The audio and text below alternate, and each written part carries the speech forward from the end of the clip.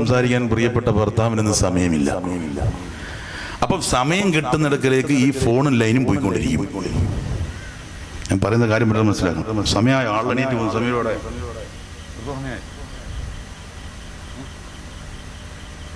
സമയമായെന്നാ പറയുന്നത്. സമയമായെന്നതാ ആളിനെ എണീക്കുന്നത്. ആളിനെണീക്കുമ്പോൾ സമയം. ഞാൻ വാച്ചെടുത്തില്ല, വാച്ചൻ്റെ ഇല്ല, വാച്ചെടുക്കാനും വിട്ടു. ഫോണും കിടക്കുകയാണ്. സമയമായി. അതാണ്.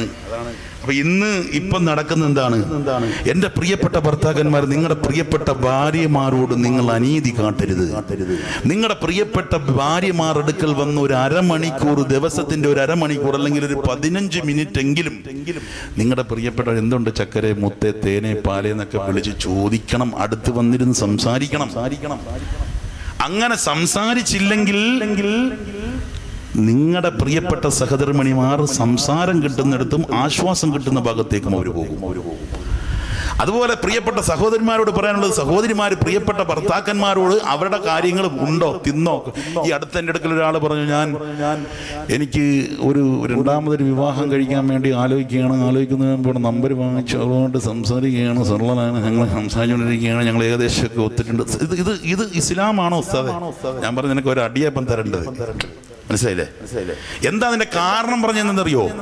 എന്റെ പ്രിയപ്പെട്ട സഹധർമ്മിണി എന്നോട് തിന്നോന്ന് ചോദിക്കാറില്ല, കുടിച്ചോന്ന് ചോദിക്കാറില്ല. എന്തൊക്കെ ഇങ്ങനെ നടക്കുന്ന, അവിടെ മുറിക്കുന്നുണ്ടോ, അവിടെ അയ്യോ ഒന്നും പറയുന്നില്ല എന്നാണ് ഇയാൾ പറയുന്നത്. അതുകൊണ്ടാണ് ഇദ്ദേഹത്തിന് വേറെ ഒരു ലൈൻ കമ്പി വലിച്ചാൽ എന്തെന്ന് ആലോചിക്കുന്നത്. എനിക്ക് ഞാൻ വലിച്ച കമ്പിയിൽ നിന്നും അത് കിട്ടുന്നില്ല, ഇനിയിപ്പം എറുത്തുള്ള വേറൊരു കമ്പി വലിച്ചാൽ എന്താ? അതുകൊണ്ടാണ് അത് ചോദിച്ചത്. അപ്പൊ അതുകൊണ്ട് പ്രിയപ്പെട്ട ഭർത്താക്കന്മാര് ഭാര്യമാരടുക്കൽ കുറച്ചു നേരം വന്നിരുന്ന് സംസാരിക്കത്ത നിലയിലുള്ള ഒരു സംവിധാനം ഉണ്ടാക്കുക തന്നെ വേണം. ഇല്ലെങ്കിലോ നമ്മുടെ കൈവിട്ടവർ പോകും. എന്തിനാ ഇത്രയും പരസ്യമായിട്ട് പച്ചയ്ക്ക് പറയുന്നത്? ഇത് ഇങ്ങനെ പറഞ്ഞാൽ പോരാ, ഇതിനെക്കാട്ടി പരസ്യമായിട്ട് പറയണം. കാരണം ഇന്നത്തെ അവസ്ഥ എങ്ങനെയാണ്? ഇന്നിപ്പം എല്ലാവരുടെയും വലിയ വലിയ ഫോണാണല്ലോ. മോൻ ഗൾഫിൽ നിന്ന് ചോദിക്കും, ഫോൺ എന്ത് വേണം പാപ്പാ വരുമ്പോൾ കൊണ്ടുവരാൻ? ചച്ചിന്റെ ഫോൺ എന്തിയോ? ചച്ചിന്റെ ഫോൺ. അതെന്ത് ഫോണ്? ചച്ചിന്റെ ഫോൺ. ഇവിടെ പിള്ളേരൊക്കെ പറയുന്നു. വാപ്പാക്ക് ടച്ചിന്റെ ഫോൺ കൊടുത്തു. അപ്പൊ അവനറിയാം എന്താ ഈ പറയുന്നതെന്ന്. പറഞ്ഞതെന്തുവാ? ടച്ചിന്റെ ഫോൺ കൊണ്ടുവരണോ? ഫോൺ കൊണ്ടുവന്ന് ഇത്രയും വലിയ വലുപ്പത്തിലുള്ള 6 അടി നീളമുള്ള ഫോൺ കൊണ്ടുവന്നു. നിസ്കരിക്കാൻ വരും വളരെ അവനോട്ട് ഇടും. അല്ലാഹു അക്ബർ, മൗലായ സല്ലി വസല്ലം അടിക്കും, ടൂണടിക്കും. ഫോൺ കിടന്നു. ഇത് ഓഫാക്കാനും എടുക്കാനും അറിയത്തില്ല. ഈ തന്ത ഇത് കൊണ്ട് ഈ ഫോൺ ഇട്ടിങ്ങനെ കളിക്കുക അല്ലേ? ടച്ചിന്റെ ഫോനായത്. എന്റെ മോൻ കൊണ്ട് ടച്ചിന്റെ ഫോൺ എന്ന് പറഞ്ഞ് കാണിക്കേ. മനസ്സിലായില്ലേ? അത് മോനെ ഒരു പവർ കാണിക്കാൻ വേണ്ടി. പക്ഷേ ഈ ഫോണ് പൂർണ്ണമായിട്ട് ഉപയോഗിക്കുന്നത്, ഈ വാപ്പാടെ ഫോണ് കൃത്യം ഉപയോഗിക്കുന്നത് ഒന്നെങ്കിൽ മരുമോളായിരിക്കും, അതല്ലെങ്കിൽ മോടെ മോളായിരിക്കും, അതല്ലെങ്കിൽ മോന്റെ മോളായിരിക്കും. ഇവരൊന്നും അറിയത്തില്ല. വാപ്പ ഫോൺ ചാർജ് ചെയ്യണ്ടേ? ഫോൺ ചാർജ് ചെയ്യണം. എന്നാ കൊണ്ടുപോവാ. ഫോൺ ചാർജ് ചെയ്യാൻ കൊണ്ടുപോയി. ഇത് ഫോണ് സിംഗരിക്കാൻ കൊണ്ടുപോവാ. ഇത് വിളിക്കുമ്പോ ഇറക്കുന്നത് ഹലോ ആരാ വിളിക്കുന്നത്? മോനാ. അപ്പോളെ അറിയാതെ വേറെ കമ്പിയാണ്, ഇത് വേറെ ലെയർത്താണ്. അപ്പൊ ഞാൻ പറയുന്നത്, വാപ്പായ്ക്ക് വലിയ ഫോൺ കൊണ്ടുകൊടുത്ത് ഇതിന്റെ ഫോണൊന്നും. ഇപ്പം വാപ്പ തന്നെ പറയും, ഇതൊന്നും എനിക്കറിയത്തില്ല ഈ ഫോണ് എന്റെ മോളാണ് ഉപയോഗിക്കുന്നത്. ശരി. എന്റെ ഈ ഫോൺ എന്റെ മരുമോളാണ് ഉപയോഗിക്കുന്നത്. ശരിയാ. അപ്പൊ സംഭവം എന്തുവാ? രാത്രിയിൽ ഈ ഫോൺ വാപ്പാടുത്തില്ല. ചാർജ് ചെയ്യണ്ടേ വാപ്പ? ചെയ്യണം. ഇനി കൊണ്ടുപോകുമ്പോ ഫോൺ ചാർജ് ചെയ്യാൻ വേണ്ടി മോളിൽ കൊണ്ടുപോകും. ഈ ഫോണിൽ കൂടി സംവിധാനം നടന്നുകൊണ്ടിരിക്കുകയാണ്. ഹറാമും പച്ച ഹറാമീതും. അതുകൊണ്ട് വളരെ നമ്മൾ ശ്രദ്ധിച്ചേ പറ്റുകയുള്ളൂ. ഇപ്പൊ വാട്സാപ്പും ഇന്റർനെറ്റും യൂട്യൂബും ഒക്കെ എല്ലാവിധ സംവിധാനങ്ങളും എല്ലാ കടകളകം റൂമിലുണ്ട്. മോൾ അകത്ത് കയറിയിരുന്ന് റൂം കുറ്റിയിട്ടാൽ എന്തിനാണ് കുറ്റിയിട്ടത് എന്ന് നിങ്ങൾ നോക്കാറില്ല. വാപ്പമാര് നോക്കല്ല. എന്റെ അഭിസ കിടന്നോ? അവൾക്ക് തലവേന. ഉമ്മ പറയും അവൾക്ക് തലവേന നേരത്തെ കിടന്നു, കഥ കടച്ചിട്ട് കിടക്കുകയാണ്. ഈ കഥ കടച്ചിട്ട് വാട്സാപ്പും ഇന്റർനെറ്റും കളിച്ചുകൊണ്ടിരിക്കുകയാണ് പൊന്നുമോൾ. അവൾക്ക് തലവേദനയില്ല, പല്ലുവേദനയില്ല. അതുകൊണ്ട് ഞാൻ പറയാ, നിന്റെ പൊന്നുമോളെ ഒറ്റക്കൊരു റൂമിൽ കിടത്തല്ല ഉമ്മ. നിന്റെ പൊന്നുമോൾ ഒറ്റക്കൊരു റൂമിൽ നീ കിടക്കേണ്ട ഒരവസ്ഥ വന്നാൽ ആ ഒറ്റക്ക് കിടക്കുന്ന റൂമിൽ ഇന്റർനെറ്റും അതുപോലെ തന്നെ മറ്റുള്ള സംവിധാനവും നിന്റെ പൊന്നുമോക്ക് കൊടുക്കല്ല ഉമ്മ. നിന്റെ പൊന്നുമോള് +2 പഠിക്കുന്ന, ഡിഗ്രിക്ക് പഠിക്കുന്ന പൊന്നുമോള്, ആ മോക്ക് ഫോൺ നീ വാങ്ങിക്കൊടുക്കല്ല ഉപ്പാ. ഇനി എന്തെങ്കിലും ആവശ്യമുണ്ടെങ്കിൽ ഇതൊന്നുമില്ലാത്ത, ടച്ചും കുച്ചുമില്ലാത്ത ഫോണ് നിന്റെ പൊന്നുമോക്കൊന്ന് വിളിച്ചാലൊന്ന് സംസാരിക്കാൻ പറ്റുന്ന വിധത്തിലുള്ള ഫോണ് നിന്റെ പൊന്നുമോക്ക് വാങ്ങിക്കൊടുക്കാവോളുപ്പാ. നീയിട്ട് പൊന്നുമോള് 4-5 രാത്രി പിരിഞ്ഞിരിക്കുന്ന ഒരു ദുരവസ്ഥ വരുത്തല്ല ഉപ്പാ. നിന്റെ പൊന്നുമോള് നടത്തത്തിൽ ഒരു ഞൊണ്ട് വന്നാൽ പോലും, നിന്റെ പൊന്നുമോളുടെ മുഖമൊന്ന് മാറിയാൽ പോലും എന്തിനാണ് അങ്ങനെ മാറിയതെന്ന് ഒന്നറിയണേ ഉപ്പാ. ഞാൻ പറയുന്നത് സ്വർഗത്തിന്റെ വനിതകളാകാനുള്ളതാ. ഒരു പെണ്ണ് സ്വർഗത്തിന്റെ വനിതകളാകണം, സ്വർഗീയ മഹിളകളാകാ. പെണ്ണ് മഹിളകളാകട്ടെ, സ്വർഗത്തിന്റെ മഹിളകളാകട്ടെ.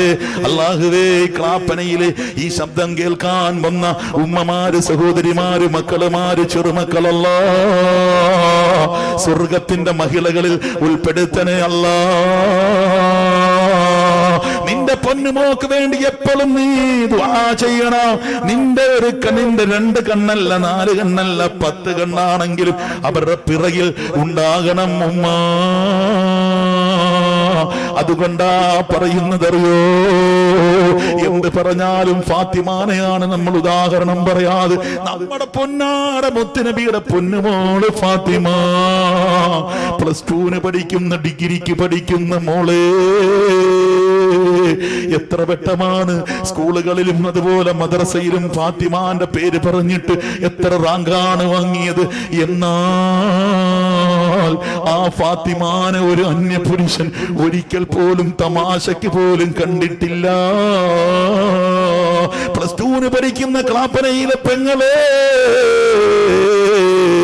ഡിഗ്രിക്ക് പഠിക്കുന്ന, അല്ലെങ്കിൽ അതിനെക്കാട്ടിൽ ഉയർന്ന പഠിത്തം പഠിക്കുന്ന, ബിടെക്, എംടെക്, ഡോക്ടറേറ്റ് എന്ന് വേണ്ട സർവ്വതിലും പഠിക്കുന്ന പെങ്ങളെ, നമ്മുടെ മുത്തുനബിയുടെ പൊന്നുമോളുണ്ടല്ലോ, ദുനിയാവിൽ ജീവിച്ചിരിക്കുമ്പോൾ എന്നല്ല ആഖിറത്തിൽ പോലും ഒരു അന്യപുരുഷന് പൊന്നായ മുത്ത് ഫാത്തിമ നോക്കിയിട്ടില്ല. ഫാത്തിമാനെ ഒരു അന്യപുരുഷനും നോക്കിയിട്ടില്ല. അറിയില്ലേ, ഇതാ ഉശ്റന്നാസു ഫീ അർസാത്തിൽ ഖിയാമ വനാദാ മുനാദിൻ മിൻ വറാഇൽ ഹുജുബിൽ അർശ് വല്ലൂ അബ്സാറകും യാ അഹ്ലൽ മൗഖിഫി ഹത്താ തജൂസു ഫാത്തിമ. ഖിയാമത്ത് നാളുണ്ടല്ലോ, ഖിയാമത്ത് നാളിന്റെ താഴ്വരയിൽ, ഖിയാമത്ത് നാളിന്റെ മൈതാനയിൽ ജനങ്ങളെ മുഴുവനും ഒരുമിച്ച് കൂട്ടപ്പെടുന്നതായ സന്ദർഭത്തിൽ ഇതാ അർശിന്റെ താഴ്ഭാഗത്ത് നിന്നൊരു വിളിയാളം കേൾക്കുകയാ. ഒല്ലോ അബ്സാറകും യാ അഹ്ലൽ മൗഖിഫ് ഹത്താ തജൂസു ഫാത്തിമ. ഒല്ലോ അബ്സാറകും യാ അഹ്ലൽ മൗഖിഫ്. ഓ നിൽക്കുന്നവരെ, ഖിയാമത്ത് നാളിന്റെ മുറ്റത്ത് നിൽക്കുന്നവരെ, നിങ്ങളുടെ കണ്ണുകളൊന്ന് അടച്ചോളൂ. എന്റെ ഹബീബിന്റെ പൊന്നുമോള് കടന്നു പോകട്ടെ. ആ ചരിത്രം വളരെ വിശാലമാണ്. ഹസൻ ഹുസൈൻ റളിയല്ലാഹു അൻഹുമായുടെ ഇതാ രക്തത്തിൽ കുതിർന്നതായ വസ്ത്രവുമായിട്ട് ഫാത്തിമ റളിയല്ലാഹു അൻഹ മഹ്ശറയിൽ വരുന്ന രംഗമാണ്. ആ രംഗം വിശാലമാ, അത് മറ്റൊരവസരത്തിൽ പറയാ. ഇവിടുത്തെ വിഷയം എന്താണ്? ഫാത്തിമ റളിയല്ലാഹു അൻഹയെ മഹ്ശറയിൽ വെച്ച് മരണത്തിന് മുമ്പോ ശേഷമോ ആരും തന്നെ ഫാത്തിമാനെ കണ്ടിട്ടില്ല. അന്യപുരുഷന്മാര് ഫാത്തിമാനെ കണ്ടിട്ടില്ല. നമ്മുടെ മുത്തായ കരള് ഹബീബ് മുഹമ്മദ് മുസ്തഫ മുത്തുനബി തങ്ങളുടെ പൊന്നുമോളെ പോലാകണ്ടേ, മുത്തായ പൊന്നുമോളെ പോലാകണ്ടേ. ഫാത്തിമ റളിയല്ലാഹു അൻഹാ അല്ലാഹുവിന്റെ റസൂല് മരിച്ചു 6 മാസം കഴിഞ്ഞപ്പോൾ ഫാത്തിമ റളിയല്ലാഹു അൻഹയുണ്ടല്ലോ വളരെ അവശയായി കിടക്കുന്ന സന്ദർഭത്തിൽ പൊന്നാര മുത്തുനബിയുടെ പൊന്നുമോള് ഫാത്തിമാനെ കാണാൻ മറ്റൊരു ഫാത്തിമ കടന്നു വരികയാ. കടന്നു വന്നിട്ട് ചോദിക്കുകയാണ്, എന്താണ്? വല്ലാത്ത ക്ഷീണമാണല്ലോ ഫാത്തിമ, എന്താണ് ഇങ്ങനെ കിടക്കുന്നത്? എന്താണ് കിടക്കുന്നത്? പ്രിയപ്പെട്ട ഭർത്താവ്, അതല്ല പ്രിയപ്പെട്ടതായ ഉപ്പ മരിച്ചിട്ടാണോ വല്ലാതെ വിഷമിക്കുന്നത്? എന്തിനാണ് ഇങ്ങനെ കിടന്ന് കരയുന്നത്? ഇതാ കിടന്നിങ്ങനെ കിടക്കയിൽ കിടന്ന് പൊന്നുമോള് ഫാത്തിമ കിടന്നിങ്ങനെ കരയുമ്പോൾ മുത്തായ മറ്റൊരു ഫാത്തിമ ചോദിക്കുകയാണ്, എന്തിനാണ് ഇങ്ങനെ കരയുന്നത്? എന്തിനാ ഇങ്ങനെ കരയുന്നത്? ചോദിച്ചപ്പോൾ അവിടുന്ന് പറയുകയാണ്, എന്താ കരയുന്നത്? ഹസൻ ഹുസൈൻ റളിയല്ലാഹു അൻഹുമ തരിച്ചതിന്റെ വേദനയാണോ? അല്ല അല്ല, പിന്നെന്തിനാ കരയുന്നത്? നാളെയുണ്ടല്ലോ ഞാനങ്ങ് മരിക്കുമ്പോൾ, മരിച്ചു കഴിഞ്ഞിട്ട് എന്നെ വെള്ളയിൽ പൊതിഞ്ഞു കൊണ്ടുപോകുമ്പോൾ, അങ്ങനെ പൊതിഞ്ഞു കൊണ്ടുപോകുന്ന സന്ദർഭത്തിൽ അന്നത്തെ കാലത്തുണ്ടല്ലോ ഈ മയ്യത്ത് കട്ടില് പോലത്തെ കട്ടിലല്ല, സന്തൂക്ക് കട്ടില് പോലത്തെ കട്ടിലല്ല, സ്ട്രെച്ചർ പോലത്തെ സർവ്വതും കാണുന്നത് മൂടുപടമില്ലാത്തതായിരുന്നു. അങ്ങനെ കൊണ്ടുപോകുമ്പോ എന്നെ അന്യപുരുഷന്മാരാണെങ്ങാനും എന്നെ കാണുമോ ഫാത്തിമ? പ്രിയപ്പെട്ട ഉമ്മ, സഹോദരി, നമ്മുടെ പ്രിയപ്പെട്ട മുത്ത് റസൂലിന്റെ പൊന്നുമോളുടെ ഈമാനാ പറയുന്നത്. എന്നെ സ്ട്രെച്ചറിലിട്ട് ഇങ്ങനെ കൊണ്ടുപോകുന്ന സന്ദർഭത്തിൽ ഏതെങ്കിലും ഒരു അന്യപുരുഷൻ എന്റെ ശരീരം കാണുമോ എന്ന് പൊന്നാര മുത്ത് റസൂലിന്റെ പൊന്നുമോള് ഫാത്തിമ മറ്റൊരു ഫാത്തിമയോട് പറഞ്ഞു കൊടുക്കുകയാണ്. അത് മാത്രമല്ല പെങ്ങളെ, പൊന്നുമോള് ഫാത്തിമ റളിയല്ലാഹു അൻഹ മരിക്കുമ്പോൾ ഫാത്തിമ റളിയല്ലാഹു അൻഹയുടെ വയസ്സ് എത്രയെന്നറിയോ? വെറും 28 വയസ്സ് മാത്രമാണ് പ്രായം. പൊന്നുമോള് ഫാത്തിമ റളിയല്ലാഹു അൻഹ മരിക്കുമ്പോൾ 28 വയസ്സ് മാത്രമാണ് പ്രായം. നിന്റെ പൊന്നുമോക്ക് 20ഉം 24ഉം 25ഉം വയസ്സൊക്കെ ഉണ്ടാകുമ്പോൾ നിന്നോടടുത്ത് നിൽക്കുന്ന നിന്റെ പൊന്നുമോൾക്ക് എത്ര ദീനാണ് പറഞ്ഞു കൊടുത്തിരിക്കുന്നത്, എത്ര അല്ലാഹുവിലുള്ള വിശ്വാസമാ പറഞ്ഞു കൊടുത്തിരിക്കുന്നത്, എത്ര മുത്തുനബിയെ പറ്റിയുള്ള രോദനങ്ങളാ പറഞ്ഞു കൊടുത്തിരിക്കുന്നത്. നിന്റെ പൊന്നുമോളെ എന്തൊക്കെയാ പഠിപ്പിച്ചിരിക്കുന്നത്? നിന്റെ പൊന്നുമോളെ എന്തൊക്കെയാ പഠിപ്പിച്ചിരിക്കുന്നത്? നിന്റെ പൊന്നുമോള് പറഞ്ഞോ അന്യപുരുഷനെ കാണരുതെന്ന്? നിന്റെ പൊന്നുമോളോട് പറഞ്ഞോ അവനോട് കുഞ്ഞും കുടഞ്ഞും നടക്കരുതെന്ന്? നിന്റെ പൊന്നുമോളോട് പറഞ്ഞോ ഇതാ അന്യപുരുഷന്റെ അടുക്കൽ സംസാരിക്കരുതെന്ന്? ഫോൺ വന്നാൽ ഫോണിന്റെ സംസാരത്തിന്റെ ശൈലി തന്നെ മാറിയാൽ ആ ഫോൺ വാങ്ങി പെങ്ങളെ എന്റെ ക്ലാപ്പനയിലെ ഉമ്മ സ്വർഗത്തിന്റെ മഹിളകളാകണ്ടേ നിനക്ക്? എന്നാൽ നിന്റെ കുടുംബസമേതം സ്വർഗത്തിന്റെ മഹിളകളാകാനാ ഈ പറഞ്ഞു തരുന്നത്. അല്ലാഹുവിന്റെ റസൂലിന്റെ കുടുംബവും അല്ലാഹുവിന്റെ റസൂലിന്റെ പ്രിയപത്നിമാരുമാണ് നമ്മുടെ ജീവിതത്തിന്റെ മാർഗങ്ങള്. അവര് പഠിപ്പിച്ചു തന്നത് ഇതൊക്കെയാണ്. ഫാത്തിമ റളിയല്ലാഹു അൻഹാ അന്യ ഒരു പുരുഷൻ കണ്ടിട്ടില്ല.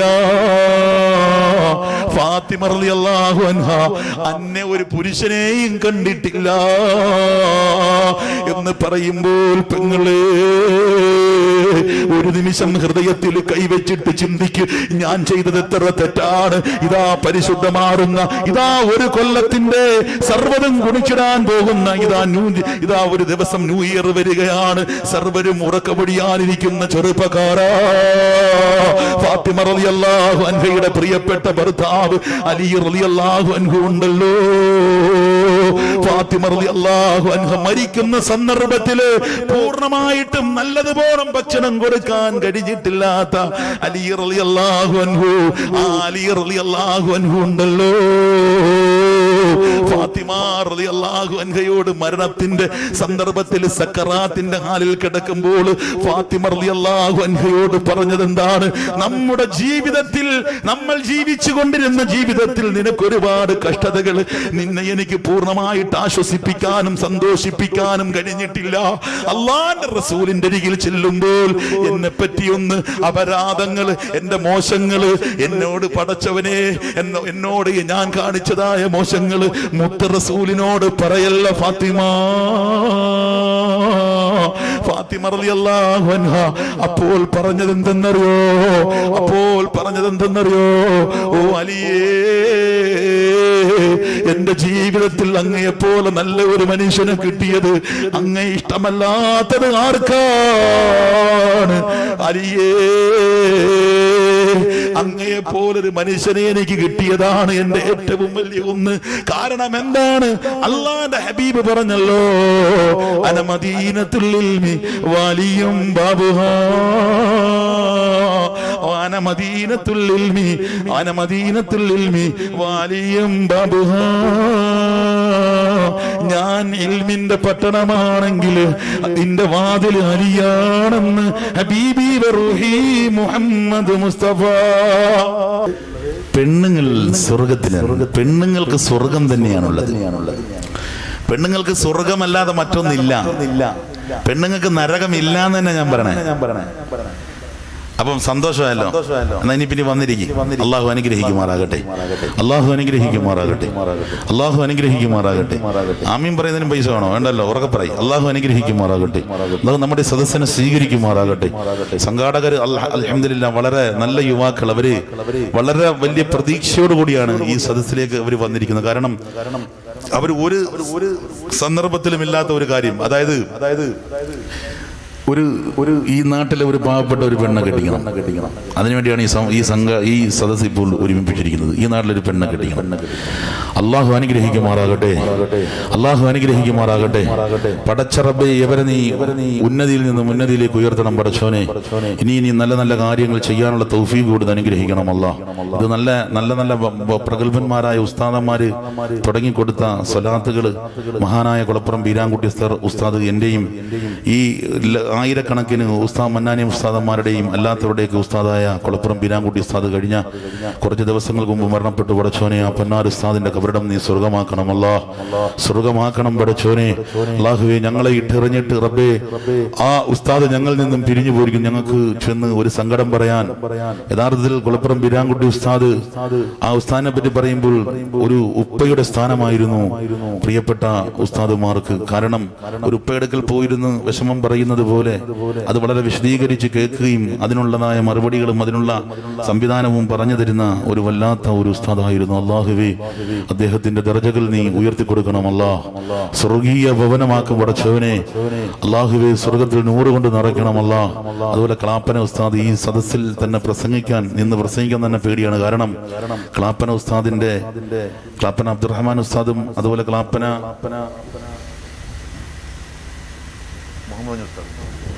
മുഹമ്മദ് ഉസ്താദ്, അതുപോലെ തന്നെ VK ക്ലാപ്പന അബ്ദുള്ള ഉസ്താദ്, അവരുടെയൊക്കെ പാദസ്പർശം കൊണ്ട് ബറക്കത്താക്കപ്പെട്ട ഒരു നാടാണ് ഈ ക്ലാപ്പന എന്ന് പറയുന്ന പ്രദേശം. ഇവിടെ വാത് പറയാൻ എനിക്കൊരു ഭാഗ്യം വരാൻ കിട്ടിയത് എന്ന് പറഞ്ഞ ഏറ്റവും വലിയൊരു ഭാഗ്യമായിട്ടാണ് കാണുന്നത്. അല്ലാഹുവേ, ആ പണ്ഡിതന്മാരൊക്കെ അല്ലാഹുവേ നീ സ്വർഗത്തിൽ ഉൾപ്പെടുത്തി അനുഗ്രഹിക്കുക അല്ലാഹ്. ഹബീബായ സല്ലല്ലാഹു അലൈഹി വസല്ലം തങ്ങളോടൊപ്പം സ്വർഗത്തിൽ ഒരുമിക്കുന്ന മഹാഭാഗ്യവാന്മാരുടെ കൂട്ടത്തിൽ അവരെ ഉൾപ്പെടുത്തി അനുഗ്രഹിക്കുക അല്ലാഹ്. ആ കൂട്ടത്തിൽ ഞങ്ങളെയും നീ ഉൾപ്പെടുത്തി അനുഗ്രഹിക്കണം അല്ലാഹ്. അതുകൊണ്ട് ക്ലാപ്പനക്കാർ ഇത്രയും പേര് വന്നാൽ പോരാ പ്രസംഗം കേൾക്കാൻ. ഈ ഗ്രൗണ്ട് മുഴുവനും നിറയണം. അതെന്താ വരാത്തതെന്ന് അറിയില്ല. അള്ളാഹു അനുഗ്രഹിക്കുമാറാകട്ടെ. അതുപോലെ തന്നെ നമ്മുടെ മഹാനായ ഷെയ്ഖുന ഷെയ്ഖ് KP അബൂബക്കർ ഉസ്താദ് വളരെ വലിയൊരു പണ്ഡിതനാണ്. ഇന്നത്തെ ഈ കാലത്ത് ജീവിച്ചിരിക്കുന്ന പണ്ഡിതന്മാരുടെ കൂട്ടത്തിൽ ഏറ്റവും വലിയ പാണ്ഡിത്യമുള്ള ഒരു പണ്ഡിതനാണ് മഹാനായ KP ഉസ്താദ് അവர்கள். ഈ വിനീതിന്റെയും ഉസ്താദാണ്. ഈ ഇരിക്കുന്ന മന്നാനി ഉസ്താദുമാരുടെയൊക്കെ ഉസ്താദാണ്. പലരുടെയും വലിയ പാണ്ഡിത്യമുള്ളവരുടെയൊക്കെ ഉസ്താദാണ് KP ഉസ്താദ്. ഉസ്താദിന് ഇപ്പോൾ വളരെ സുഖമില്ലാതെ വളരെ വിഷമത്തിലാണ്. ഈ സദസ്സിൽ പങ്കെടുക്കാനും കഴിഞ്ഞ ദിവസം വരാൻ പറ്റിയില്ല. അല്ലാഹു സുബ്ഹാനഹു തആല പടച്ചവനെ പൊന്നാർ ഉസ്താദിന് നീ ആഫിയത്തുള്ള ദീർഘായുസ്സ് കൊടുക്കണം അല്ലാഹ്. 1000 ആരോഗ്യം കൊടുക്കണം അല്ലാഹ്, ആവത് കൊടുക്കണം അല്ലാഹ്. ഇങ്ങനെയുള്ള സദസ്സുകൾക്ക് റബ്ബേ ദീർഘകാലം ഇനിയും നേതൃത്വം കൊടുക്കാനുള്ള തൗഫീഖ് കൊടുത്ത് അനുഗ്രഹിക്കണം പടച്ചോനെ. ഞങ്ങൾ ഏവരെയും നീ അനുഗ്രഹിക്കണം അല്ലാഹ്. ഉന്നതികളിൽ നിന്നും ഉന്നതിയിലേക്ക് ഉയർത്തണം പടച്ചോനെ. ബിഹഖി മുഹമ്മദിൻ വാലിഹിൽ പറഞ്ഞു. അപ്പോൾ നമ്മളുടെ വിഷയം സ്ത്രീകളാണ്, സ്വർഗീയ മഹിളകളാണ്. ഇൻഷാ അല്ലാഹ് കുറച്ച് നേരം ഇരിക്കില്ലേ നിങ്ങൾ? ഇരിക്കില്ലേ ഇൻഷാ അല്ലാഹ്? കുറച്ചുകൂടെ ഇരിക്കില്ലേ? അള്ളാഹു ഖുർആനിൽ പറഞ്ഞ് ഇൻഷാ അല്ലാഹ് പറയും. ഇരിക്കില്ല ഇൻഷാ അല്ലാഹ്? നമ്മുടെ തബലീഗ് ജമാഅത്ത് വരുമ്പോൾ ഇൻഷാ അല്ലാഹ് പറയാം. ഇൻഷാ അല്ലാഹ് അല്ല വേണ്ടത്, ഖുർആനിൽ അല്ലാഹ് പറഞ്ഞ് ഇൻഷാ അല്ലാഹ് പറയണം. ഇൻഷാ അല്ലാഹ് ഇരിക്കില്ല? ഇൻഷാ അല്ലാഹ് ഇരിക്കില്ലേ? ആരൊന്നും മിണ്ടുന്നില്ല, പോകുന്ന പറയുന്നത്. ഇൻഷാ അല്ലാഹ് അല്ലാഹ് അനുഗ്രഹിക്കട്ടെ. പ്രിയപ്പെട്ട സഹോദരന്മാരെ മോമിനീങ്ങളെ, സഹോദരിമാരെ മോമിനാത്തുകളെ, അള്ളാഹു നമ്മെ വഴി അനുഗ്രഹിക്കുമാറാകട്ടെ. നമുക്ക് പറയാനും ജീവിതത്തിൽ കൊണ്ടുവരാനുള്ള തൗഫീഖ് അനുഗ്രഹിക്കുമാറാകട്ടെ. അപ്പം സ്വർഗീയ മഹിളകൾ എങ്ങനെയാണ് നരകത്തിൽ ഒരുപാട് പെണ്ണുങ്ങളെ സംബന്ധിച്ച് എൻ്റെ ഒരു വിഷയം തന്നെ ഉണ്ട്. നരകത്തിലെ സ്ത്രീകൾ എന്ന് പറഞ്ഞൊരു വിഷയം തന്നെ ഉണ്ട്. ഞാനൊരു വിഷയം പറഞ്ഞു, നരകത്തിലെ സ്ത്രീകൾ എന്താണ്. ഈ പെണ്ണുങ്ങൾ ഇങ്ങനെ ഈ പെണ്ണുങ്ങൾ നരകത്തിലാണെന്ന് പറയുകയും പെണ്ണുങ്ങൾക്ക് സ്വർഗം വേണ്ട എന്നെന്താണ് ഈ സ്വർഗത്തിലേക്ക് വിടാൻ വലിയ പാടായിട്ട് പറയുന്നതാ. പെണ്ണുങ്ങൾക്ക് അതുകൊണ്ട് ഞാൻ പറഞ്ഞല്ലോ, പെണ്ണുങ്ങൾക്ക് ഒരു വലിയൊരു ഒരു പേടിയാണ്, ഒരു ദേഷ്യമാണ്. ഞങ്ങൾ മാത്രം എന്തെന്ന് ആണുങ്ങൾ നിരത്തി പോവില്ലേ എന്നുള്ളൊരു ചോദ്യമാണ്. പ്രിയപ്പെട്ട പെങ്ങളെ, ക്ലാപ്പനയിലെ ഉമ്മ, നിങ്ങൾക്ക് സ്വർഗം തന്നെയാണ്. പരിശുദ്ധ ഖുർആനിൽ നിങ്ങൾ എടുത്തെന്ന് പരിശോധിച്ചാൽ, പരിശുദ്ധ ഖുർആന്റെ അധ്യായങ്ങൾ എടുത്തെന്ന് പരിശോധിച്ചാൽ അതിനകത്ത് സൂറത്തുർ റിജാൽ പുരുഷന്മാരെന്ന് പറയുന്ന ഒരു അധ്യായമില്ല. സൂറത്തുൻ നിസാ പെണ്ണുങ്ങളെന്ന് പറയുന്ന ഒരു അധ്യായം പരിശുദ്ധമായ ഖുർആനിൽ പറയുന്നുണ്ട്. അല്ലേ ഹാഫിള് നാസിർ ഉസ്താദേ? അല്ലേ ഉണ്ട്. സൂറത്തുൻ നിസാ. പിന്നെ എങ്ങനെയാണ് ഉമ്മ നിങ്ങൾ രണ്ടാം നമ്പറായി പോകുന്നത്? എങ്ങനെയാണ് നിങ്ങൾ രണ്ടാം നമ്പറായി പോകുന്നത്? സ്ത്രീകളുടെ പ്രവേശനം എവിടെന്നറോ?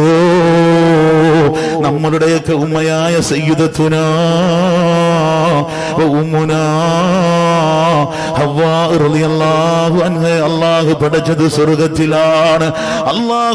സ്വർഗ്ഗത്തിലാണ്. ഹവ്വാ ഉമ്മയെ പടച്ചത് സ്വർഗ്ഗത്തിലാണ്. പിന്നെങ്ങനെയാ പെങ്ങളെ നീ അടുക്കളയിൽ മാത്രം ഞങ്ങൾ ഒതുങ്ങിക്കൂടിയിരിക്കുകയാണ്. ഞങ്ങൾക്ക് സ്വാതന്ത്ര്യമില്ല, ഞങ്ങൾക്ക് പുറത്തു പോകാൻ കഴിയുന്നില്ല. ഞങ്ങൾക്ക് എവിടെ പോയാലും ആക്ഷേപസ്വരങ്ങളാണ്, അത് മാത്രമല്ല എല്ലാവരും പറയുന്നു ഞങ്ങൾ നരകത്തിലാണെന്നാ പറയുന്നത്. പെങ്ങളെ, സ്വർഗമാണ് പെങ്ങളെ, സ്വർഗത്തിൽ തന്നെയാണ് നിങ്ങൾക്ക് സ്വർഗം തന്നെയാണ്. പക്ഷേ നിങ്ങളുടേതായ പ്രവർത്തനങ്ങളുടെ മേഖലകൾ ഭാഗങ്ങൾ കഴിഞ്ഞു പോകുമ്പോഴാണ് നിങ്ങൾക്ക് നരകത്തിലേക്ക് പോകാനുള്ള കാരണം വരുന്നത്.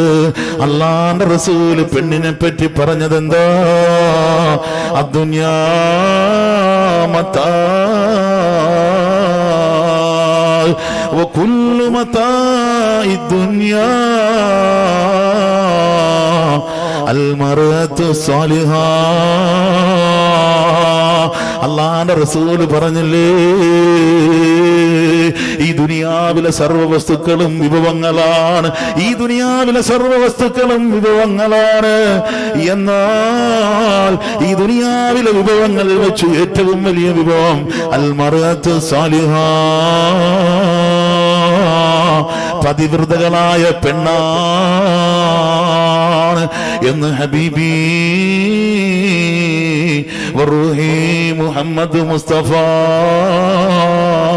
ആരാണ് സ്വാലിഹ് എന്ന് പറഞ്ഞാൽ ആരാണ്? അല്ലാഹുവിന്റെ ഹബീബ് സല്ലല്ലാഹു അലൈഹി വസല്ലം തങ്ങൾ പറയാ, ഈ ദുനിയാവിൽ വെച്ച് ഏറ്റവും ഖൈറായ വിഭവം ഏതാണ്?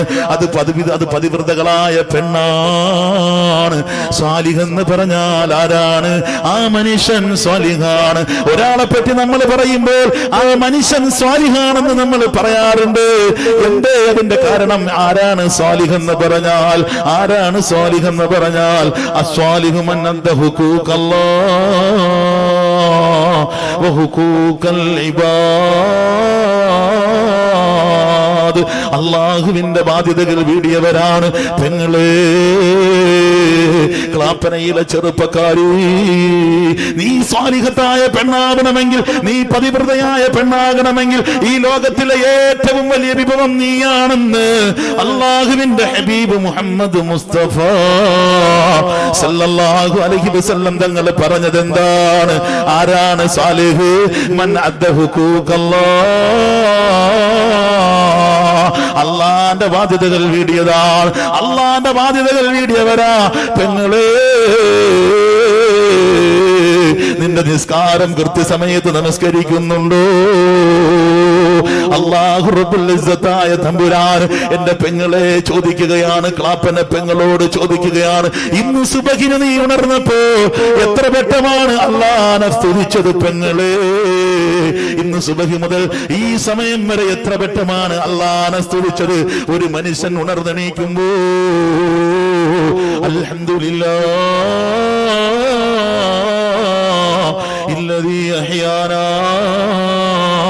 ബഅദമാ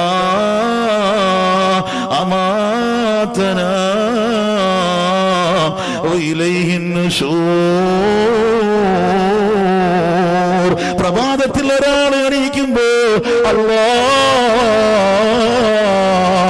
ഉറക്കമെന്ന് പറയുന്ന മരണത്തിൽ നിന്നും പ്രഭാതത്തിൽ ഉണർത്തിയ അല്ലാഹ് അൽഹംദുലില്ലാഹില്ലദീ അഹ്യാനാ ബഅദമാ അമാതനാ. പ്രഭാതത്തിൽ ഉണരുമ്പോൾ പെങ്ങളെ ഈ ദിക്ർ നീ പറഞ്ഞിരുന്നോ? പെങ്ങളെ എന്നെ മരിപ്പിച്ചതിന് ശേഷം എനിക്കൊരു പുത്തൻ ജീവൻ തന്ന നിനക്കാണ് സർവസ്തുതിയും. അൽഹംദുലില്ലാഹില്ലദീ അഹ്യാനാ ബഅദമാ അമാതനാ വഇലൈഹിൻ നുശൂർ. അല്ലാഹുവേ ഒരു നാളിൽ മരിക്കുമല്ലോ അല്ലാ. എപ്പോഴാണ് മരിക്കുന്നതെന്നറിയില്ല, ഏത് നിമിഷമാ മരിക്കുന്നതെന്നറിയില്ല. ഞാൻ പറയുന്നത് സ്വാലിഹത്തായ പെണ്ണിനെ പറ്റിയാണ്. നമ്മളുടെ വിഷയമുണ്ടല്ലോ, സ്ത്രീകളുടെ സ്വർഗവുമായി ബന്ധപ്പെട്ട് നമ്മൾ സംസാരിക്കുകയാ. സ്വർഗത്തിലെ മഹിളകളെ പറ്റിയാണ് പറയുന്നത്. ആ മഹിളകൾ എങ്ങനെയുള്ള മഹിളകളാകണം? എപ്പോഴാണ് മരണം വരുന്നത്? അള്ളാന്റെ ബാധ്യതകൾ പൂർണ്ണമായിട്ടും വീട്ടിയ പെങ്ങള് എപ്പോഴാണ് മരണം വരുന്നതെന്നറിയോ? നിസ്കരിക്കുമ്പോഴാണോ മരണം വരുന്നതറിയില്ല. അതല്ല അങ്ങാടിയിലുള്ളപ്പോഴാണോ മരണം വരുന്നതറിയില്ല. മറ്റൊരന്യ പുരുഷനുമായി സംസാരിക്കുമ്പോഴാണോ മരണം വരുന്നതെന്നറിയില്ല. അതല്ല അങ്ങാടിയിൽ കൂടി നിന്റെ ശരീരസ്പർശന ഭാഗങ്ങളേറ്റ് നടക്കുമ്പോഴാണോ മരണം വരുന്നതെന്നറിയില്ല. എന്റെ ശരീരം അന്യ പുരുഷൻ കാണണം എന്നുള്ള കാര്യത്തോടുകൂടി നടക്കുമ്പോഴാണ് മരണം വരുന്നതെന്നറിയില്ല. പണ്ഡിതന്മാര് പറയുന്നു, ചെറുപ്പക്കാരാ, ഇത് മഹിളകളായ പെണ്ണുങ്ങളെ പറ്റി പറയുന്നതാണെങ്കിൽ ഇതാ അല്ലാഹുവിന്റെ റസൂല് പറയാ, ഒരു മനുഷ്യൻ 20 പ്രാവശ്യമെങ്കിലും മരണത്തെ ഓർക്കണം. ഞാൻ മരിക്കും. പ്രഭാതത്തിൽ എണീറ്റ് കഴിഞ്ഞാൽ അല്ലാഹു നീ എനിക്കൊരു ജീവൻ തന്നു അല്ലാ. ഇന്ന് പ്രഭാതത്തിൽ ഞാൻ ഉണർന്നിരിക്കുകയാണ് അല്ലാ. ഞാൻ എപ്പോഴാണ് മരിക്കുക എന്നറിയില്ല. ചെറുപ്പക്കാരാ, നീ മരിക്കില്ല. ചെറുപ്പക്കാരാ, ഓ ചെറുപ്പക്കാരി, നീ മരിക്കില്ലേ? ചെറുപ്പക്കാരി, ഇന്നിതാ വയോവൃദ്ധർ കട്ടിലിൽ കിടക്കുകയാണ്. ചെറുപ്പക്കാരി മരിച്ചുകൊണ്ടിരിക്കുകയാ. നീ മരിക്കില്ലേ പൊന്നുമോനെ? നീ മരിക്കില്ലേ പൊന്നുമോളെ? നിന്റെ ഉപ്പ മരിച്ചതുപോലെ, നിന്റെ ഉമ്മ മരിച്ചതുപോലെ, നിന്റെ പ്രിയപ്പെട്ട കൂട്ടർ മരിച്ചതുപോലെ, നിന്റെ സഹോദരൻ മരിച്ചതുപോലെ, നിന്റെ സഹോദരി മരിച്ചതുപോലെ, നിന്റെ അയൽവാസി മരിച്ചതുപോലെ, നിന്റെ പ്രിയപ്പെട്ടതായ ബന്ധുക്കൾ മരിച്ചതുപോലെ നീ ഒരു നാളിൽ മരിക്കില്ലേ മോളെ? ക്ലാപ്പനയിലെ ഉമ്മ, ഒരു നാളിൽ നീ മരിക്കില്ലേ ഉമ്മ? അതുകൊണ്ടാണ് അല്ലാഹുവിന്റെ റസൂൽ പറഞ്ഞത്, ഈ ലോകത്തിലെ ഏറ്റവും വലിയ വിഭവം അത് മർഅത്തു സാലിഹയാ, പതിവ്രതയായ പെണ്ണാ. പതിവ്രതയായ പെണ്ണെന്ന് പറഞ്ഞാൽ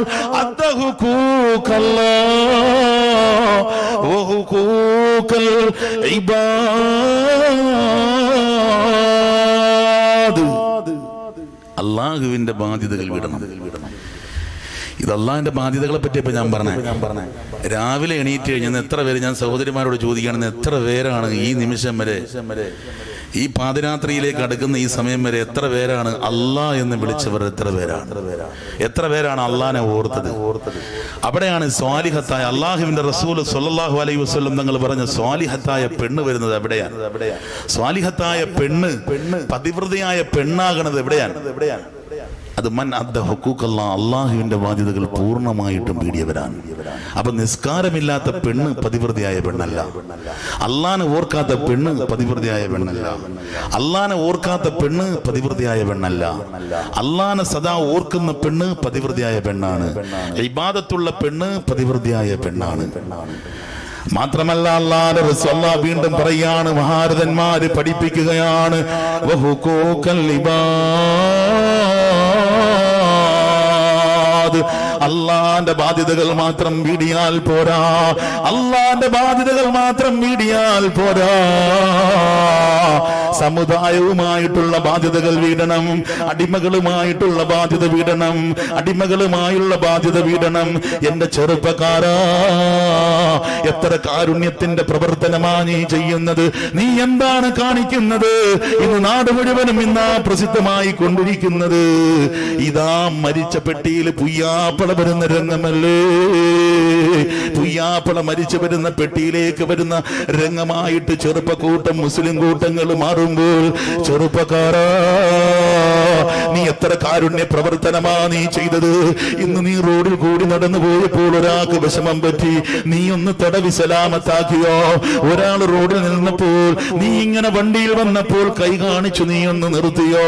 ഇതൊക്കെതായ നല്ല പ്രവർത്തനങ്ങളല്ലേ? എത്ര കാരുണ്യത്തിന്റെ പ്രവർത്തനങ്ങളാ നീ ചെയ്തത്? എത്ര കാരുണ്യത്തിന്റെ പ്രവർത്തനങ്ങളാ ചെയ്തത്? എന്റെ പ്രിയപ്പെട്ട ചെറുപ്പക്കാരാ, വഹുഖൂഖൽ ഇബാദ്, അടിമകളുമായിട്ടുള്ള ബാധ്യതകൾ വീടണം. എന്റെ പെങ്ങളെ, നിന്റെ തൊട്ടടുത്ത് താമസിക്കുന്ന അയൽവാസി കാഫിറത്താണെങ്കിലും സഹോദര സമുദായത്തിൽപ്പെട്ടവളാണെങ്കിലും അവളോട് നിനക്കൊരു ബാധ്യതയുണ്ട് മോളെ. അറിയില്ലേ, അള്ളാഹുവിന്റെ റസൂലിന്റെ കാലഘട്ടത്തിലുണ്ടായ സംഭവങ്ങൾ എത്രയാ? അള്ളാഹുവിന്റെ റസൂലിന്റെ കാലഘട്ടത്തിലുണ്ടായ സംഭവങ്ങൾ എത്രയാ? നീ എത്ര ഇബാദത്തുണ്ടെങ്കിലും തൊട്ടടുത്ത പെണ്ണിനെ പറ്റി നീ ആരോപണം പറഞ്ഞാൽ നിന്റെ ഈ ഇബാദത്ത് പൊളിഞ്ഞു പോകുമെന്ന് ഹബീബ് മുഹമ്മദ് മുസ്തഫ. രണ്ട് വീട് തൊട്ടടുത്തുള്ള രണ്ട് വീടുകൾ ഉണ്ടായിരുന്നു. ഒരു വീട്ടിലുള്ള പെണ്ണ് സ്വാലിഹത്തായ പെണ്ണാണ്, അള്ളാനെ പേടിച്ച് ജീവിക്കുന്ന പെണ്ണാണ്. ഒരു വീട്ടിലുള്ള പെണ്ണുണ്ടല്ലോ, മോശക്കാരിയായ പെണ്ണാണ്. രണ്ടുപേരും തൊട്ടടുത്താണ് താമസിക്കുന്നത്. ഇതാ സ്വാലിഹത്തായ പതിവ്രതയായ അള്ളാഹുവിന്റെ ബാധ്യതകളും ജനങ്ങളോടുള്ള ബാധ്യതകളും വീടിയതായ പെണ്ണ്. ആ പെണ്ണുണ്ടല്ലോ, തൊട്ടടുത്തുള്ളതായ പെണ്ണിന്റെ അരികിലേക്ക് വരുന്ന, വിഭജിക്കാൻ വരുന്ന ആളുകളുടെ ചെരുപ്പെണ്ണുന്ന ജോലിയാ. രണ്ടുപേരും മരണപ്പെട്ടു പോയി. മരണപ്പെട്ടപ്പോഴോ സ്വാലിഹത്തായ പെണ്ണ് എന്ന് പറഞ്ഞതായ പെണ്ണ് നരകത്തിലാ. എന്നാൽ വിഭചാരിയായ പെണ്ണ് സ്വർഗത്തിലാ. ഇതിന്റെ കാരണം പണ്ഡിതന്മാര് പറയുക എന്തെന്നറിയോ? പതിവ്രതയായ പെണ്ണായിരുന്നു, അള്ളാഹുവിനെ കൊണ്ട് വിശ്വസിച്ച പെണ്ണായിരുന്നു, അള്ളാന്റെ ബാധ്യതകൾ പൂർണ്ണമായും വീടിയ പെണ്ണായിരുന്നു. പക്ഷേ തൊട്ടടുത്തുള്ളതായി വിഭജിക്കാൻ വന്ന പുരുഷന്മാരെ എണ്ണുന്ന ജോലിയുണ്ടായിരുന്നു. ആ പെണ്ണ് അങ്ങനെയാണ്, ആ പെണ്ണ് അങ്ങനെയാണെന്ന് പറയുമായിരുന്നു. അങ്ങനെ പറഞ്ഞതിന്റെ അടിസ്ഥാനത്തിൽ സ്വാലിഹത്തായ പെണ്ണിന് അല്ലാഹു നരകം കൊടുത്തെങ്കിൽ വിഭചാരിയായ പെണ്ണിന് അല്ലാഹു സ്വർഗം കൊടുത്തതിന്റെ കാരണം എന്താ? അമലിന്റെ മഹത്വമുണ്ടായിട്ടല്ല, ഈ അമലുകൾ മുഴുവനും പൊളിഞ്ഞു പോയത് കൊണ്ടാണ്. അതുകൊണ്ട് പെങ്ങളെ, നീ ചെയ്യുന്ന ഇബാദത്ത് നഷ്ടപ്പെടുത്തല്ല മോളെ. നീ അള്ളാഹ്ക്ക് വേണ്ടി ചെയ്യുന്ന ഇബാദത്ത് മറ്റുള്ളവരുടെ ന്യൂനത പറഞ്ഞു നീ ഇല്ലാതാക്കല്ലേ. അള്ളാഹുവിന്റെ റസൂല് പറഞ്ഞത് എന്താ? ഈ ലോകത്തുള്ള സർവ്വതും വിഭവങ്ങളാണ്, ഏറ്റവും വലിയ വിഭവം അത് അൽ മർഅത്തു സാലിഹ, പതിവ്രതയായ പെണ്ണുങ്ങളാണ്. സ്വാലിഹാര് സ്വാലിഹത്താര് എന്നതിനെ പറ്റിയാണ്, പതിവ്രതയായ പെണ്ണിനെ പറ്റിയാണ് നമ്മൾ പറഞ്ഞത്. അതുപോലെ തന്നെ സ്വാലിഹായ പുരുഷനാര് എന്നുമാണ് നമ്മൾ പറഞ്ഞത്. അള്ളാഹുവിന്റെ റസൂൽ സല്ലല്ലാഹു അലൈഹി വസല്ലം തങ്ങളുടെ അരികിലേക്ക് ഒരാൾ വന്നിട്ട് പറയുകയാണ്, ഞാൻ പറയുന്നത് എന്തെന്നറിയോ? പെണ്ണുങ്ങൾ ഇപ്പോൾ പറയാറുണ്ട് ഞങ്ങൾക്ക് സ്വാതന്ത്ര്യമില്ല, ഞങ്ങൾ പരിശുദ്ധമായ ദീനുൽ ഇസ്ലാമിൽ എന്ന് വേണ്ട എല്ലായിടത്തും ഞങ്ങൾക്ക് സ്വാതന്ത്ര്യമില്ലാത്ത ഒരു വല്ലാത്ത രംഗമാണ്. പെണ്ണേ, നിനക്ക് വലിയ സ്ഥാനമാ മോളെ, അല്ലാഹുവിന്റെ അടുക്കൽ നിനക്ക് വലിയ സ്ഥാനമാണ്. കാരണം എന്തെന്നറിയോ? അല്ലാഹുവിന്റെ റസൂൽ വലിയ സ്ഥാനം പെണ്ണുങ്ങൾക്ക് കൊടുത്തിട്ടുണ്ട്. പെണ്ണുങ്ങളെ, ഒരു സംഘം പെണ്ണുങ്ങളെ കൊന്നു കുടിച്ചു മൂടിയ തെമ്മാടികളോട് അല്ലാഹുവിന്റെ റസൂൽ പറഞ്ഞത് എന്താ? അൽ ജാരിയത്തു ബറകാ. എടാ തെമ്മാടികളെ, പെണ്ണുങ്ങളെ കൊല്ലല്ലടാ, അരുതേ അരുതേ, പെണ്ണ് ബറക്കത്താണ്, പെണ്ണ് ബറക്കത്താണെന്ന് ഹബീബുനാ വശഫീഉനാ മുഹമ്മദ് മുസ്തഫ അല്ലാഹുവിന്റെ റസൂലിന്റെ അരികിലേക്ക് ഒരാൾ വന്നിട്ട് പറയുകയാണ്, യാ റസൂലല്ലാഹ്, നബിയേ, ഞാൻ ആർക്കാണ് നബിയെ ഏറ്റവും കൂടുതൽ നന്മ ചെയ്യേണ്ടത്? നബിയേ, ഞാൻ ഏറ്റവും കൂടുതൽ നന്മ ചെയ്യേണ്ടത് ആർക്കാണ് നബിയേ? അള്ളാഹുവിന്റെ റസൂൽ സല്ലല്ലാഹു അലൈഹി വസല്ലം തങ്ങൾ പറയാ, ഉമ്മുക, നിന്റെ ഉമ്മയ്ക്കാണ്. വീണ്ടും വന്നിട്ട് പറയുകയാണ്, യാ റസൂലല്ലാഹ്, അല്ലാഹുവിന്റെ മുർസലായ നബിയേ, ഞാൻ ആർക്കാണ് ഏറ്റവും കൂടുതൽ നന്മ ചെയ്യേണ്ടത് നബിയേ? അപ്പോഴും പറയാണ്, ഉമ്മുക, നിന്റെ ഉമ്മയ്ക്കാണ്. വീണ്ടും വന്ന് മുത്തുനബിയോട് പറയാ, യാ റസൂലല്ലാഹ്, അല്ലാഹുവിന്റെ മുർസലായ നബിയേ, ഞാൻ ആർക്കാണ് നബിയെ ഏറ്റവും കൂടുതൽ നന്മ ചെയ്യേണ്ടത്? അപ്പോഴും പറഞ്ഞു, ഉമ്മുക, നിന്റെ ഉമ്മയ്ക്കാണ്. വീണ്ടും ചോദിച്ചു, നബിയേ, ഞാൻ ആർക്കാണ് നബിയെ ഏറ്റവും കൂടുതൽ നന്മ ചെയ്യേണ്ടത്? അപ്പോൾ പറഞ്ഞു, നിന്റെ ഉപ്പയ്ക്കാണ്. 3 പ്രാവശ്യം അല്ലാഹുവിന്റെ റസൂലിനോട് ചോദിച്ചപ്പോഴും അല്ലാഹുവിന്റെ ഹബീബ് പറഞ്ഞത്, ഉമ്മുക, ഉമ്മുക, ഉമ്മുക, നിന്റെ ഉമ്മയ്ക്കാണ് നന്മ ചെയ്യേണ്ടത്, ഉമ്മയ്ക്കാണ് നന്മ ചെയ്യേണ്ടത്. 4ാമത് ചോദിച്ചപ്പോഴാ പറഞ്ഞത്, നിന്റെ ഉപ്പയ്ക്കാണ് നന്മ ചെയ്യേണ്ടത്. അപ്പോൾ പ്രിയപ്പെട്ട പെങ്ങളെ, അല്ലാഹുവിന്റെ റസൂൽ സല്ലല്ലാഹു അലൈഹി വസല്ലം തങ്ങൾ 3 പ്രാവശ്യവും പെണ്ണിനാണ്, പെണ്ണിനാണ്. ഉമ്മയുടെ സ്ഥാനം വളരെ വലുതാണ്, പെണ്ണിന്റെ സ്ഥാനം വളരെ വലുതാണ്. പെണ്ണ് ഉമ്മയാണ്, പെണ്ണ് ഉമ്മയാണ്, ഉമ്മയ്ക്ക് വലിയ സ്ഥാനമുണ്ടെന്ന് അല്ലാഹുവിന്റെ റസൂൽ മുഹമ്മദ് മുസ്തഫ സല്ലല്ലാഹു അലൈഹി വസല്ലം പറയുന്നത്. അപ്പൊ ചിന്തിച്ചു, ബഹുമാനപ്പെട്ട സഹോദരന്മാരെ, ബഹുമാനപ്പെട്ട ഉമ്മമാരെ, സഹോദരിമാരെ, ചിന്തിച്ചു, ഉമ്മയുടെ സ്ഥാനം, പെണ്ണിന്റെ സ്ഥാനം എത്ര വലുതാണ്. അതുകൊണ്ട് തന്നെ പറഞ്ഞത് പെണ്ണിനാണ് സ്വർഗം എന്ന് ഞാൻ പറഞ്ഞു. ആരും വന്ന് നരകം നരകം നരകം എന്ന് പറഞ്ഞതല്ല, പെണ്ണിനാണ് സ്ഥാനം. അത് മാത്രമല്ല, പെണ്ണിന് കുറച്ച് അമല് മതി, കുറച്ച് അമലുകൾ കൊണ്ട് തന്നെ അള്ളാഹുവിന്റെ അടുക്കൽ വലിയ പുണ്യം കിട്ടും. പക്ഷെ ആ അമല് വളരെ കൃത്യമാണോ എന്ന് നമ്മൾ നോക്കിയാൽ മതി. ചെയ്യുന്ന അമല്, പെണ്ണുങ്ങളിപ്പം ചെയ്യുന്നത് രാവിലെ ഇപ്പം പെണ്ണുങ്ങളിപ്പം പറയാറുണ്ട്, ഞങ്ങൾക്ക് വലിയ കഷ്ടപ്പാടാണ്, ഞങ്ങളിപ്പം ചെയ്തിരിക്കുന്നത് ഇപ്പം എന്താ, ഞങ്ങളിപ്പം വാഷിംഗ് മെഷീനായിട്ടാണ് കണ്ടിരിക്കുന്നത്, ഞങ്ങൾ വീട്ടിലെ ഗ്രൈൻഡറുകളാണ്, ഞങ്ങൾ വാഷിംഗ് മെഷീനുകളാണ്, ഞങ്ങളാണ് വീട്ടിലെ ജോലികൾ മുഴുവനും ചെയ്യുന്നത്. ഭർത്താക്കന്മാർ വളരെ സുഖമാണ്, സുഖിച്ച് ജീവിക്കുകയാണ്. പെണ്ണിന് യാതൊരുവിധ എന്തോന്നുമില്ല, പെണ്ണിന് സ്വാതന്ത്ര്യമില്ല, പോകാൻ കഴിയുന്നില്ല എന്ന് പറഞ്ഞ് വലിയ പരാതികളുമായിട്ട് പെണ്ണുങ്ങൾ വരുമ്പോൾ പെണ്ണിന്റെ സ്ഥാനം വളരെ വലുതാണെന്ന് മറക്കണ്ട ഉമ്മ. പെണ്ണിന്റെ സ്ഥാനം വളരെ വലുത് തന്നെയാണ്. പെണ്ണിന്റെ സ്ഥാനം വളരെ ചെറുതല്ല. പെണ്ണുങ്ങൾ മനസ്സിലാക്കേണ്ടത് പെണ്ണിന്റെ സ്ഥാനം വളരെ ചെറുതല്ല. ഇപ്പോൾ ഒരു പെണ്ണ് ഇപ്പം റോഡിന്റെ നടുകൾ കൂടി ഇപ്പോൾ അവര് കൊഞ്ചിക്കൊഴയുന്ന ഒരു രൂപത്തിലേക്ക് പോകാൻ പരിശുദ്ധ ദീനുൽ ഇസ്ലാം സമ്മതിച്ചിട്ടില്ല. പെണ്ണിന് പോകേണ്ടതായ ചില കാര്യങ്ങളുണ്ട്. പെണ്ണിന്റെ രീതി അനുസരിച്ച് പോകാൻ പരിശുദ്ധ ദീനുൽ ഇസ്ലാം പഠിപ്പിക്കുന്നുണ്ട്. അപ്പം സ്വർഗീയ മഹിളകളാകാൻ തന്നെ ഈ നമ്മളോടൊപ്പമുള്ള ഈ നാട്ടിലെ പെണ്ണുങ്ങൾ തന്നെയാണ് ഹൂറുൽ ഐനുകളെ കാട്ടിൽ അള്ളാഹുവിന്റെ സ്ഥാനമുള്ളത്. മനസ്സിലാക്കണം. അല്ലാഹുവിന്റെ റസൂൽ സല്ലല്ലാഹു അലൈഹി വസല്ലം തങ്ങൾ പറയുകയാണ്, സ്വർഗത്തിലേക്ക് കടക്കാൻ പോകുമ്പോൾ, അതായത് നമ്മുടെ നാട്ടിൽ ജീവിച്ച പെണ്ണുങ്ങൾ സ്വർഗത്തിലേക്ക് കടക്കാൻ പോകുമ്പോൾ അവിടെയുള്ളത് ഹൂറുൽ ഐനുകളായ പെണ്ണുങ്ങളാണ്. ഹൂറുൽ ഐനുകളായ പെണ്ണുങ്ങളുണ്ടല്ലോ, ധിക്കാരപരമായിട്ട് നാട്ടിലെ പെണ്ണുങ്ങളോട് സംസാരിക്കുകയാണ്. നിങ്ങളെ കാട്ടി സ്ഥാനം ഞങ്ങൾക്കാണ്, നിങ്ങളെ കാട്ടി സ്ഥാനമുള്ളത് ഞങ്ങൾക്കാണെന്ന് ഹൂറുൽ ഐനുകൾ പറയുകയാണ്. ഹൂറുൽ ഐനുകൾ പറയുന്ന സന്ദർഭത്തില് ഹൂറുൽ ഐനുകളോട് നാട്ടിലെ പെണ്ണുങ്ങൾ പറയാണ്, മുഅ്മിനാത്തുകളായ പെണ്ണുങ്ങള്, നിസ്കരിച്ച പെണ്ണുങ്ങള്, നോമ്പനുഷ്ഠിച്ച പെണ്ണുങ്ങള്, സകാത്ത് കൊടുത്ത പെണ്ണുങ്ങള്, അവര് പറയാണ് നിങ്ങളെ കാട്ടിൽ കൂടുതൽ സ്ഥാനം ഞങ്ങൾക്കാണ്. കാരണം ഹൂറുൽ ഐനുകളെ, നിങ്ങൾ അല്ലാഹ്ക്ക് വേണ്ടിയിട്ട് ഇബാദത്ത് ചെയ്തിട്ടില്ല, എന്നാൽ ഞങ്ങൾ അല്ലാഹ്ക്ക് വേണ്ടി ഇബാദത്ത് ചെയ്തവരാണ്. നിങ്ങൾ അല്ലാഹ്ക്ക് വേണ്ടി നോമ്പനുഷ്ഠിച്ചിട്ടില്ല.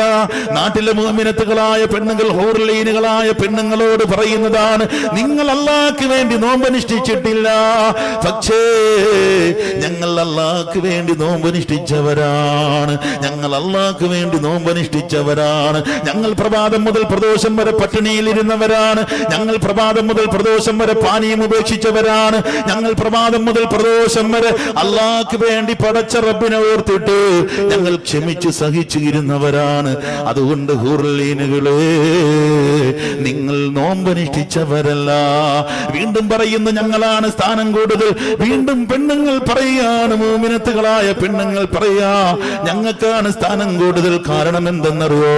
ഞങ്ങൾ ഞങ്ങളുടെ ശരീരങ്ങളുടെ സകാത്ത് കൊടുത്തു വീട്ടിയവരാണ്, ഞങ്ങൾ ഞങ്ങളുടെ ശരീരങ്ങളുടെ സകാത്ത് കൊടുത്തു വീട്ടിയവരാണ്, ഞങ്ങൾ സദഖകൾ കൊടുത്തു വീട്ടിയവരാണ്, ഞങ്ങൾ അല്ലാഹ്ക്ക് വേണ്ടി പേടിച്ച് റുക്കൂ സുജൂദ് ചെയ്തവരാണ്. അതുകൊണ്ട് ഞങ്ങൾക്കാണ് സ്ഥാനം എന്ന് ഇതാ മുഅ്മിനത്തുകളായ പെണ്ണുങ്ങൾ ഹൂറുൽ ഐനുകളായ പെണ്ണുങ്ങളോട് പറയും അത്രേ. നിങ്ങൾ സുന്ദരികളാണ്, നിങ്ങൾ സുന്ദരികളാണ്, നിങ്ങൾക്ക് എല്ലാവിധ സംവിധാനങ്ങളും അല്ലാഹു തന്നിട്ടുണ്ട്, നിങ്ങൾക്ക് നല്ല മാറുകൾ അല്ലാഹു തന്നിട്ടുണ്ട്, നിങ്ങൾക്കുള്ളതാകുന്ന ശരീരങ്ങൾ ഇഷ്ടപ്പെടുന്ന ഏത് പുരുഷനും ഇഷ്ടപ്പെടുന്ന സൗന്ദര്യം നിങ്ങൾക്ക് തന്നിട്ടുണ്ട്. പക്ഷേ ഞങ്ങൾ ഉന്നതരാ, ഞങ്ങൾ ഉന്നതരാ എന്ന് പെണ്ണുങ്ങൾ ഹൂറുൽ ഐനുകളായ പെണ്ണുങ്ങളോട് പറയും അത്രേ. അല്ലാഹുവിന്റെ റസൂൽ സല്ലല്ലാഹു അലൈഹി വസല്ലം തങ്ങൾ പറയുകയാണ്, ഇവിടെ ജമാൽ എന്ന് പറയുന്ന ഒരു ഭർത്താവുണ്ടായി, അല്ലെങ്കിൽ സൈനബ എന്ന് പറയുന്ന ഒരു ഭാര്യയുണ്ടായി. നാളെ സ്വർഗത്തിൽ ചെല്ലുമ്പോൾ ഒരുപക്ഷേ ഈ ജമാൽ എന്ന് പറഞ്ഞ ഈ ഭർത്താവിന് സ്ഥാനമായി അവിടെ കൊടുക്കുന്നത് ഇതാ സൈനബ് എന്ന് പറയുന്ന പെണ്ണിനെയാണ്. ഈ നാട്ടിലെ പെണ്ണുങ്ങൾ നാളെ സ്വർഗത്തിലും അവരവരോടൊപ്പം സ്വർഗത്തിൽ ഉണ്ടാകുമെന്ന് ഹബീബി വറൂഹി മുഹമ്മദ് മുസ്തഫ